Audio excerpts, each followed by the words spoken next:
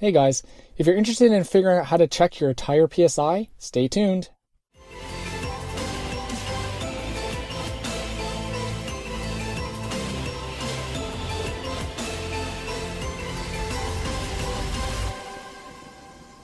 Hey guys, so today we're going to check our tire PSI. All you need to do is basically the car needs to be on. You see it, I've got it on hold right now in drive, and all you need to do is go swipe right one time, and there it is. It'll tell you your PSI for each tire. My PSI right now is actually a little bit low. It should be at 45, so I need to put a little bit of air in there.